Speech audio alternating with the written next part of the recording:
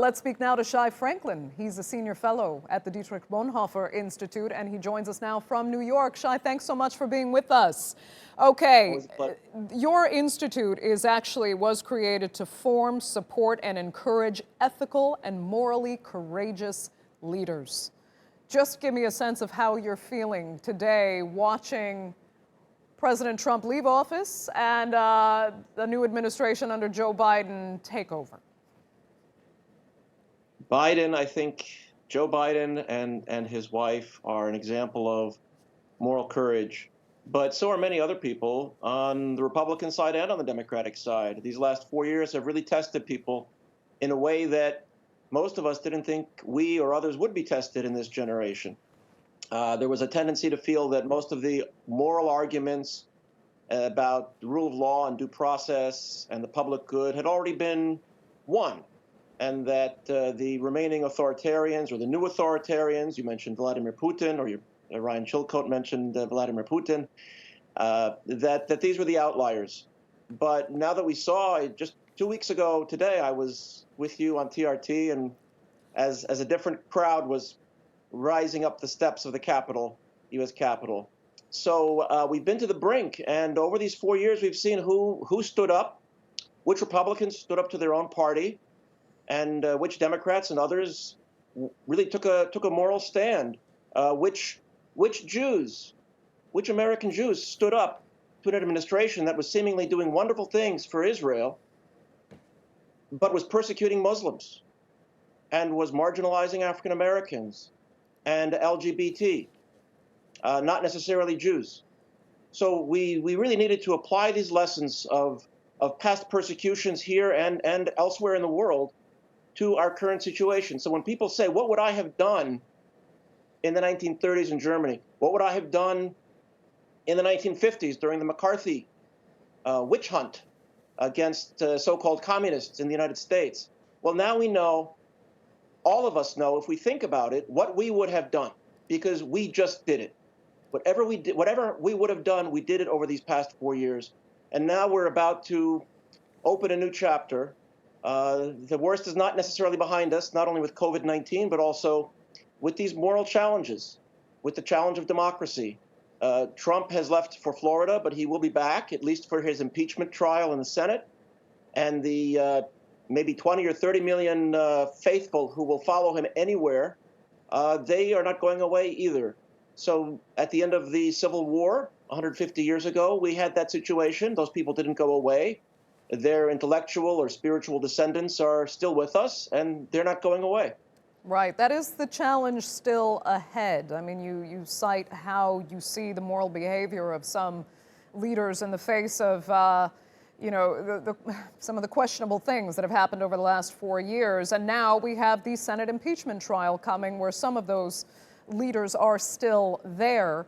And we will have to see how they respond to this. I want to talk to you about that in a second. We just bringing our viewers up to speed on what we're seeing on our screens, because Joe Biden and his wife Jill, as well as Vice President Kamala Harris, President-elect still, arriving there because the ceremony is about to get underway in about less than half an hour's time. We can see all the preparations in place. It's actually a glorious day in the nation's capital in spite of this winter date. The band is rehearsing. People are gathering, though, socially distanced, ready for this, virtual ceremony, unprecedented, with also unprecedented security in place. The city is always carefully guarded during events like at the inauguration, but this time even more so because of the events of January 6th. So, Shai, let me return to you on those issues we were talking about before. The Senate impeachment trial will really mark the beginning of the Biden administration. That's what the Senate will have to face once it sits and looks at really what happened on the 6th of January. What do you expect to see, and how much will the consequences of that trial really show the American people and the world? If or if not, there are penalties for that sort of insurrectionist behavior.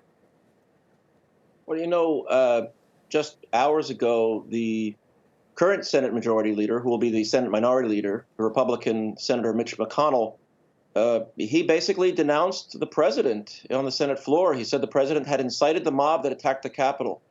Now, he may wait and see how other Republican senators vote, but if I think it's 16 or 17 Republican senators vote to convict, the president is convicted. There don't really need to be, I don't think there needs to be much of a trial. The president can't even find the current president, the outgoing president, Donald Trump, has been having trouble finding anyone to actually defend him as an attorney in the Senate. So it's possible that the conviction will move fairly rapidly. The impeachment is the business of the Congress. The president, the incoming president, Joe Biden, has an ambitious agenda, including the COVID-19, but also restoring U.S. global participation and leadership. And he's going to proceed with that. Yesterday, there were hearings in the various Senate committees to confirm his nominees for Director of National Intelligence, Secretary of State, Secretary of Defense, and those moved very smoothly.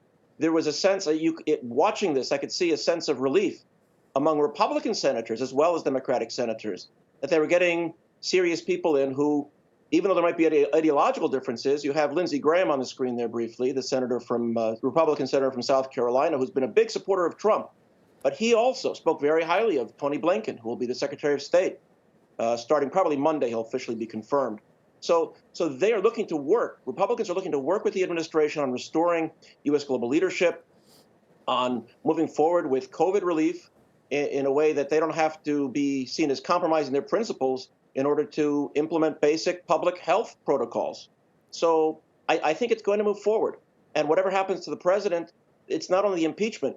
At 12 o'clock noon today, there could be any number of sealed indictments against the president, members of his family, business associates that have been held on to since the Mueller investigation because he's been the sitting president.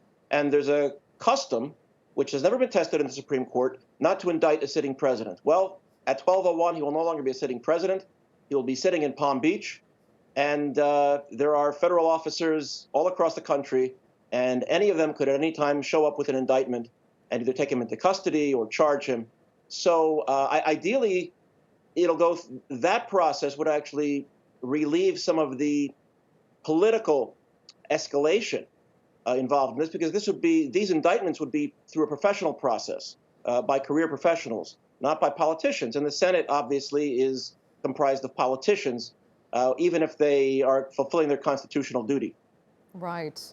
Shai, speaking of politicians, I mean, you alluded to some of the new cabinet members. I want to talk a little bit more about them with you. Twofold thing here is that this is like the most diverse cabinet in U.S. history. It's just remarkable. First openly gay cabinet member, first female Treasury of the Secretary, African American as Secretary of Defense, and then, of course, the first Native American cabinet member. Showing that kind of diversity, but there have been criticisms that this is again a return to the old Washington. These are all establishment people. What do you think? Well, you know what? I think back 4 years ago, the old Washington. I think most Americans, even many who voted for Trump the first time and even the second time, at this point will be very happy to go back to the old Washington. And then we can build back from there to some future transition. The Martin Luther King Jr., who we just commemorated his legacy on Monday as annual commemoration here in the United States. I think he said that the arc of history bends slowly, but it bends toward justice. Yes, it bends slowly. And having an African American president like Barack Obama doesn't mean that suddenly everybody's equal in the United States. But at least now we will have businesses will know what regulations are going to be in place a year from now or 2 years from now or 3 years from now, what their tax exposure will be. We'll know force projection around the world. We know that the president or the Secretary of Defense isn't going to just pull our people out of Syria, out of Afghanistan. We're not going to be jeopardizing our alliances like NATO over some almost really pocket change, a few $1 billion here and there of their own defense budgets, when the greatest deterrence we have against Russian expansionism and venturism in Europe is the resolve of a strong alliance. So I think that business as usual, going back to business as usual, would be a step up.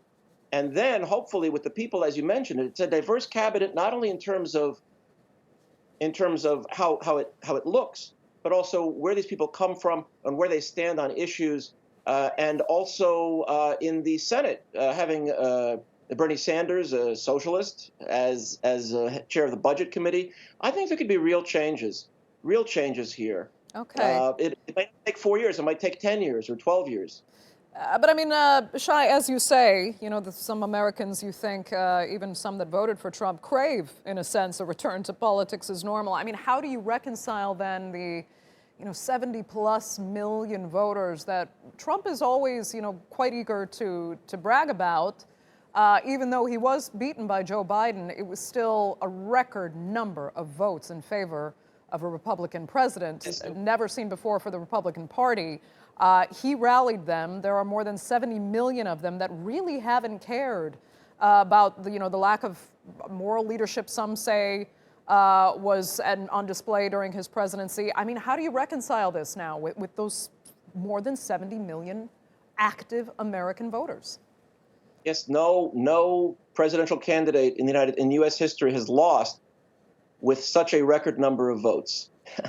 But not everybody who voted for Donald Trump was voting for racism. Not everybody who voted for Donald Trump was voting to persecute Muslims. Not everybody who voted for Donald Trump was voting to ban abortion. They have their concerns, they have their issues, and at the very least, as a bedrock, I think that people will appreciate the fact that their farms are less likely to be foreclosed upon. They're more likely to get a vaccine for them and their children. They're more likely to be able to get into college and not be saddled with $50,000 of student debt. So that there are some what we call bread and butter issues or kitchen table issues that are regardless of ideology. And when the economy is doing well, people have the luxury of making ideological choices. When we've lost 3 million jobs over the last 4 years, when 400,000 people have already died from COVID-19, many of them that didn't have to die if there had been some basic leadership. I think people are relieved now that they don't have to play. Some Trump voters are relieved that they don't have to play the part of being faithful. They can actually wear masks now without making a political statement anymore. And they're not seen as being disloyal to Donald Trump because he's no longer in office. Okay. So I think people are going to be relieved from that additional layer of hate and acrimony that has held us back and pulled us back.